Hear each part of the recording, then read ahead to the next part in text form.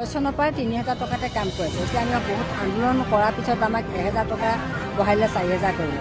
সেই ৩,০০০ টকাৰো আমাৰ ২,০০০ টকাটো চেণ্ট্ৰেলৰ ফালৰ পৰা আহে, ১,০০০ ষ্টেটৰ আহে। ১,০০০ টকাটো আমি সময়ত নাপাওঁ। কেতিয়াবা ছমাহৰ মূৰত দিয়ে, কেতিয়াবা বছৰেকৰ মূৰত দিয়ে, কেতিয়াবা ধৰক কি কৰে আমি নাজানো, গম নাপাওঁ। আমাৰ মেডিক্লেইম এটা, আমাৰ যিটো মেডিক্লেইম, আমাৰ আশাৰটো আমাৰ কোনো পইচা পাতি নাই। আমাৰ যদি বেমাৰৰ কাৰণে আমাৰ মেডিক্লেইম এটা কৰিব লাগে, আমাৰ বেমাৰ ছুটি নাই। আমি যিমান আমাৰ বেমাৰ আজাৰ হৈ থাকিলেও আমি ৰাতি ১২টা বজাত মধ্যনিশা হ'লেও আমি যাবলগীয়া হয়। আমাৰ কাম ২৪ ঘণ্টা, সেইখিনি আমাক মানি নলয়। তেনে যি আন কৰ্মচাৰীৰ দৰে আমাকো বেছি আমাক ছুটি নালাগে। বছৰেকত আমাক ১৫ দিন হ'লেও ছুটি দিব লাগে। খৰচ পাতি চব নিজে কৰিব লাগে। এতিয়া কিছুমান ধৰক কৰ্মচাৰী গোটেইখিনি ধৰক ফেমিলিৰ গোটেইখিনি কিবা এটা খৰচ পাতি বহন কৰে চৰকাৰী হিচাপে, চৰকাৰী চিকিৎসাৰ বাবে। এতিয়া তেনেকুৱা আমাৰতো তেনেকুৱা নাই। এতিয়া আমি যিমান বেমাৰ হ'লেও মানে সেইখিনি কামত আমি যাবই লাগিব, যিমান বেমাৰ হ'লেও। মানে সেইটোৰ পৰা অকণমান মানে আমাক চাব লাগে যে চৰকাৰীয়ে মানে কিবা এটা ব্যৱস্থা যেন কৰি দিয়ে আৰু। ধৰক বহুত দূৰ যাব লাগে, বহুত দূৰ যাবলৈতো খোজকাঢ়িতো কোনোদিনো যাব নোৱাৰে ন পুতুকে। এতিয়া যদি মাতে, এতিয়া যদি ৰাতি ১টা বজাত যদি আপোনাৰ ডেলিভাৰী এটা পেচেণ্ট যদি ডেলিভাৰী হৈছে বুলি কয়, চবতো ধনী নহয় ন। কিছুমান এনেকুৱা ঠাইত যাব লগা হয়, যিখিনি ঠাইত মানে বহুত মানে এনেকুৱা মোৰ এনেকুৱাও আছে যে ১টা বজাত যদি মাতে তেতিয়া আমি যাবই লাগিব যেনেকৈ হ'লেও।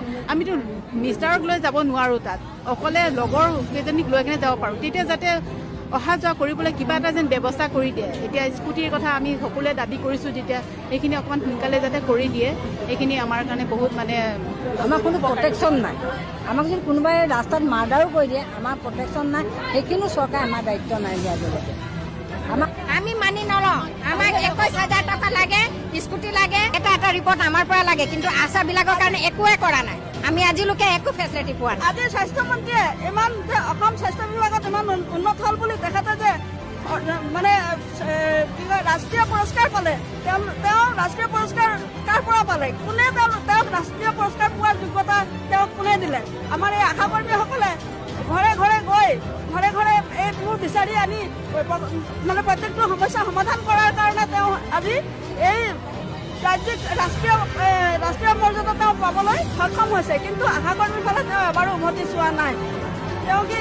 তেওঁ আমাৰ বিষয়ে যদি চিন্তা নকৰে, আমি ভৱিষ্যতে আমিও আন্দোলন চলাই গৈ থাকিম। ঘৰে ঘৰে গৈ যিটো ছাৰ্ভিচ দিয়ে, সেইটো ছাৰ্ভিচ যদি বন্ধ হৈ যায় কিবা কাৰণত, তেতিয়াহ'লে অসমৰ হেল্থ ছিষ্টেমটো কলাপ হৈ যাব।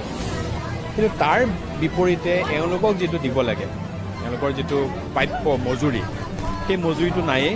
বৰঞ্চ কেইটামান মানে কি বুলি ক'ম, এটা মাননি দিয়ে ৩,০০০ টকা। ৩,০০০ টকাটো ১,০০০ টকা যিটো চেণ্ট্ৰেল গভৰ্ণমেণ্টৰ পাবলগীয়া আছে, সেইটো সময়ে নাপায়। এতিয়া ৩ মাহ ধৰি এওঁলোকৰ বেতন নাই। আজি ৩ মাহ হৈ গ'ল। আজি অসম চৰকাৰে ভূপেন হাজৰিকাৰ জন্ম শতবৰ্ষ উদযাপন কৰিছে, শ্লোগান দিছে মানুহে মানুহৰ বাবে। তোমালোকে অলপ মানুহে মানুহৰ বাবে হৈ প্ৰেক্টিকেলি দেখুৱাব লাগে চৰকাৰখনে।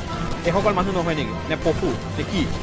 তেওঁলোকে শ্লোগান দিব, ডাঙৰ ডাঙৰ হৰ্ডিং দিব, কালচাৰেল প্ৰগ্ৰেম হ'ব, কিন্তু এইটো এটা সংস্কৃতি হয়নে নহয়? মই ভাবোঁ যে প্ৰেক্টিকেল কম, অলপ শ্লোগান ধৰ্মিতা নকৰি এই মানুহখিনিৰ কাৰণে, যিখিনিয়ে এইটো খুব লজ্জাজনক কথা যে আজি ভূপেন হাজৰিকাৰ জন্ম শতবৰ্ষ আৰম্ভণি দিনাখন তেওঁলোকে প্ৰটেষ্ট কৰিবলগীয়া হৈছে, এইটো চৰকাৰে আচলতে লাজ পাব লাগিছে।